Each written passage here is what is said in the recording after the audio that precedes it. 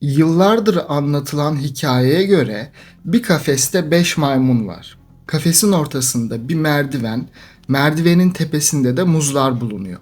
Maymunlardan biri muzlara ulaşmak için merdivene çıktığında araştırmacılar kafesteki bütün maymunlara soğuk su sıkıyor. Bu birkaç kez tekrarlandıktan sonra maymunlar içlerinden biri merdivene çıktığında bütün grubun cezalandırıldığını öğreniyor. Bu yüzden merdivene yaklaşan maymunu engellemeye başlıyorlar. Daha sonra ilk gruptaki maymunlardan biri çıkarılıyor ve yerine yeni bir maymun konuyor.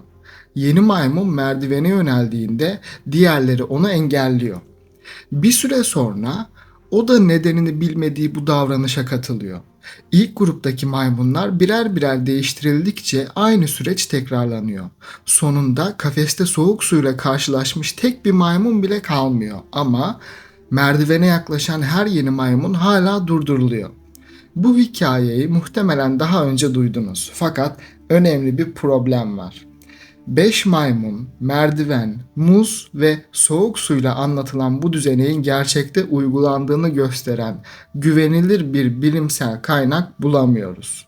Peki bu anlatı güvenilir bir bilimsel kaynağı bulunamadığı halde nasıl oldu da popüler psikoloji içeriklerinde bu kadar sık tekrarlanan bir hikayeye dönüştü? Bu hikayenin kaynak zincirine baktığınızda karşınıza garip bir tablo çıkıyor. Anlatının her yerde aynı şekilde aktarılmadığını görüyorsunuz. Bazı versiyonlarda 4, bazılarında 5 maymun var. Bazılarında merdiven, bazılarında ise bir direk kullanılıyor. Cezalandırmanın biçimi bile anlatıdan anlatıya değişiyor. Bu farklılıklar karşımızda standart bir deney raporundan çok zaman içinde değişerek yayılmış bir hikaye olduğunu düşündürüyor. Bu anlatıya bilimsel dayanak olarak genellikle 1967 tarihli bir çalışma gösteriliyor. Fakat popüler hikayenin doğrudan bu çalışmadan üretildiğini kanıtlayan kesin bir kayıt da yok. 1967 tarihli çalışmayı açtığınızda ise internetteki hikayeden tamamen farklı bir deneyle karşılaşıyorsunuz. Ne muz var, ne merdiven, ne de birbirini döven beşli bir maymun grubu. Bu gerçek çalışma Gordon R. Stephenson tarafından 1967 yılında yayımlandı. Araştırmada 8 rhesus maymunu kullanıldı. Ancak maymunlar popüler hikayedeki gibi beşli bir grup içinde değil, ikili eşleşmeler halinde incelendi. Araştırmanın temel sorusu şuydu: bir maymunun belirli bir nesneye yaklaşmaktan kaçınmayı öğrenmesi, yanında bulunan başka bir maymunun davranışını etkileyebilir mi? Bunu anlamak için maymunlardan birinin önüne daha önce görmediği plastik bir nesne yerleştirildi. Maymun nesneye yaklaştığında kısa bir hava püskürtmesiyle karşılaştı. Birkaç tekrarın ardından o nesneye yaklaşmaktan kaçınmaya başladı. Daha sonra yanına nesneyle ilgili herhangi bir olumsuz deneyimi olmayan başka bir maymun getirildi. Bu aşamada artık hava püskürtülmüyordu. Araştırmacı deneyimsiz maymunun diğer maymunun davranışından etkilenip etkilenmeyeceğini gözlemliyordu. Yani gerçek çalışmada muz yoktu, merdiven yoktu, bütün gruba sıkılan soğuk su yoktu. Maymunların birer birer değiştirildiği bir aktarım zinciri ve sistematik bir toplu saldırı da yoktu. Kısacası gerçek çalışma popüler hikayeden oldukça farklıydı. Ben klinik psikolog Erdem Güneş. Şimdi araştırmanın internette genellikle anlatılmayan sonuçlarına bakalım. Sonuçlar tek yönlü değildi. Bazı eşleşmelerde farklı bir örüntü ortaya çıktı. Nesneye yaklaşmaktan kaçınmayı öğrenen bazı maymunlar deneyimsiz partnerleri nesneye yöneldiğinde tehdit veya geri çekilme davranışları gösterdi. Hatta bir gözlemde maymun partnerini fiziksel olarak nesneden uzaklaştırdı. Bu eşleşmelerde doğrudan hava püskürtmesine maruz kalmamış, bazı maymunların da nesneye daha az yaklaştığı gözlendi. Ancak bütün eşleşmelerde aynı örüntü ortaya çıkmadı. Bazı deneyimsiz maymunlar diğerinin kaçınma davranışına rağmen nesneye yaklaşmayı sürdürdü. Bu aşamada hava püskürtmesi uygulanmıyordu. Koşullandırılmış maymun partnerinin nesneye herhangi bir müdahale olmadan yaklaştığını gözlemledi.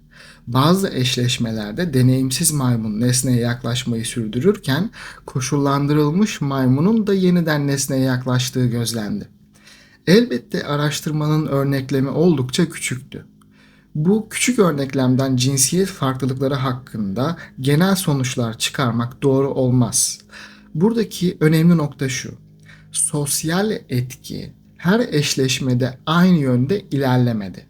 Peki gerçek araştırmanın sonuçları bu kadar sınırlı ve karmaşıksa, internetteki çok daha basit hikaye neden bu kadar etkileyici ve yaygın hale geldi? Bunun birkaç önemli nedeni var. Birinci neden şu: popüler hikaye son derece düzenli bir yapıya sahip. Ortada ulaşılması gereken bir muz, tekrarlanan bir ceza, davranışı kontrol eden bir grup ve sonunda da çarpıcı bir sonuç var. Gerçek araştırmada ise örneklem küçüktü ve sonuçlar tek yönlü değildi. İnsan zihni karmaşık ve belirsiz sonuçlardan çok net bir başlangıcı ve güçlü bir finali olan hikayeleri daha kolay hatırlıyor. İkinci neden, anlatının günlük hayatımıza çok benzemesi. Biz burada bunu hep böyle yaparız. Bu ailede bu konular konuşulmaz. Kimse bu kuralı sorgulamaz. Bu tür cümleler çoğumuza tanıdık geldiği için hikaye, bilimsel olarak doğrulanmamış olsa bile bize doğruymuş gibi gelebiliyor. Üçüncü neden, hikayenin bilimsel görünmesi. Bilim insanları 5 maymunu bir kafese koydu diye başlayan bir cümle, araştırmacının kim olduğu veya makalenin nerede yayımlandığı söylenmese bile güvenilirlik hissi yaratabiliyor. Dördüncü neden ise hikayenin çok güçlü ve kolay anlaşılır bir mesaj vermesi.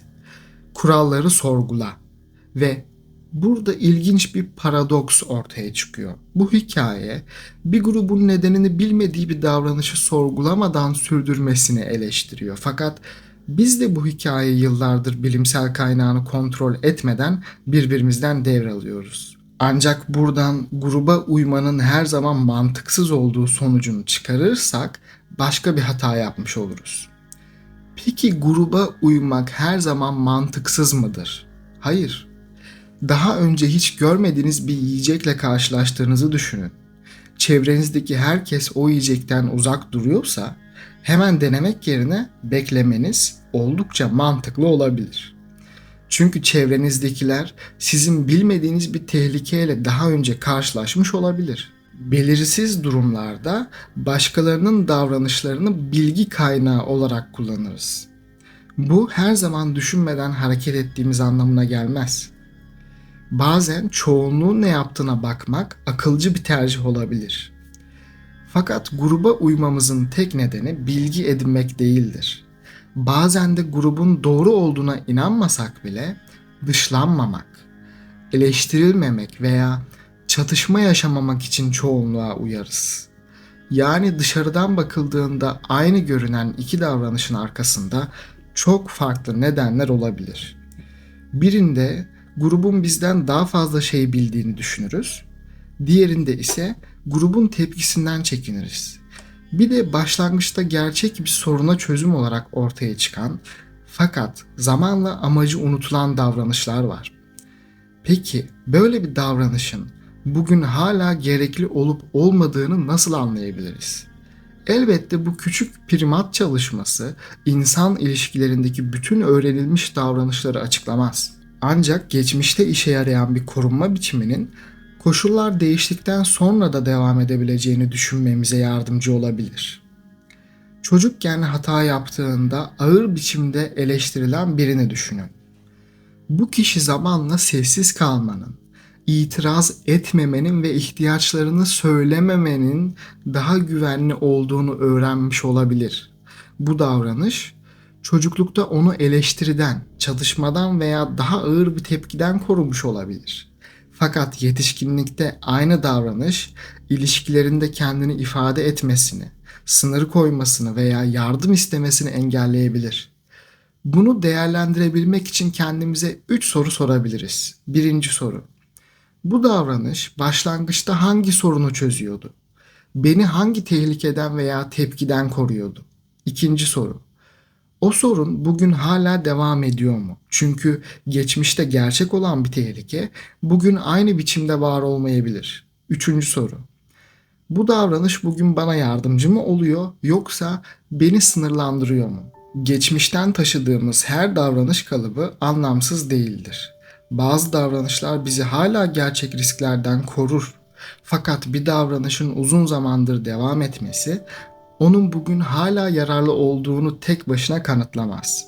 Sizin hayatınızda bunu neden böyle yapıyorum diye sorduğunuzda başlangıçtaki nedenini artık bulamadığınız bir davranış var mı? Ancak geçmişten gelen bir davranışın nedenini sorgulamak onu bütünüyle reddetmek anlamına gelmez. Aynı şekilde uzun süredir devam ediyor olması da onu otomatik olarak kabul etmemizi gerektirmez. Sağlıklı olan bir kuralı, alışkanlığı veya davranış biçimini yalnızca eski olduğu için kabul etmek ya da reddetmek değil, onun hangi koşullarda ortaya çıktığını, bugün hala hangi sorunu çözdüğünü ve bize neye mal olduğunu değerlendirmektir. Gerçek araştırmadaki sonuçlar da tek yönlü değildi. Bazı deneyimsiz maymunlar nesneye daha az yaklaşırken, bazı koşullandırılmış maymunların kaçınma davranışı azaldı.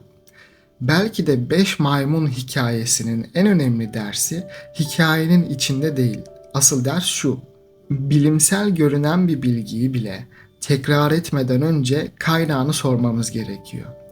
Kendi hayatımızda da şu soruyu sorabiliriz. Bugün bizi durduran şey hala gerçek bir tehlike mi yoksa geçmişte işe yarayan bir korunma biçiminin bugüne kalan izi mi? Hayatınızda buna benzeyen bir davranış kalıbı, kural veya alışkanlık varsa yorumlarda paylaşabilirsiniz. Psikoloji ile ilgili doğru bilinen yanlışları bilimsel araştırmalarla incelemeye devam etmek için kanala abone olabilirsiniz.